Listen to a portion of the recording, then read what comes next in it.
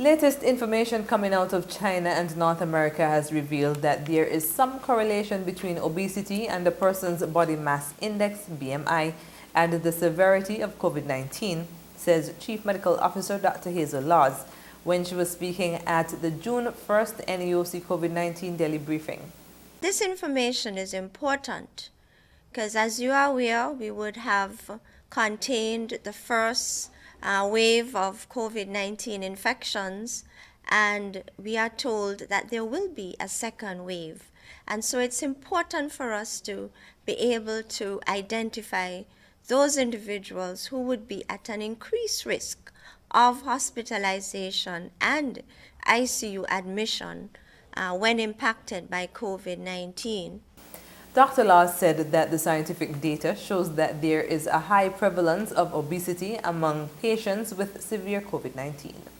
They looked at a number of patients in China, and they found that the patients with severe COVID-19 and those who would have died from COVID-19, they had a high BMI or body mass index, which is really your weight based on your height. So you and I, we can calculate our BMI by weighing or noting our weight in kilograms and dividing it by our height in meters squared. And so what they found is that individuals whose BMI was higher than 25, they didn't do very well with COVID-19. In terms of New York City, Dr. Laws stated that the data show that obesity, meaning persons who have a BMI over 30, it might be a risk factor for ICU admission, particularly in persons who are even younger than 60 years old. Dr. Laws said that persons whose BMI is between 18.5 and 24.9, they are at a normal weight for their height. If their BMI is between 25 and 29.9, they are deemed overweight. If a person's BMI is 30 or over, they are considered obese.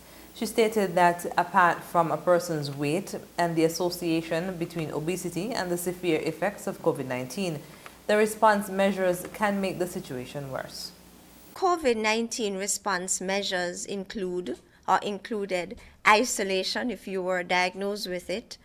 If you were a contact, you would have been asked to go into quarantine, and that's for 14 days. So your movement would be restricted.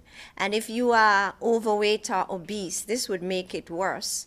And again, the severe restrictions that we employed to facilitate physical and social distancing also would make obesity worse, because when we went through the long period of lockdown, we all found it, a bit difficult or challenging in terms of accessing the fruits and the vegetables and the plant-based foods that are required to eat healthily.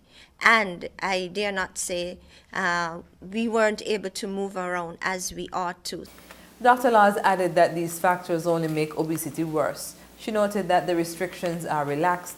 Persons can move around between 6 a.m. and 7:30 p.m.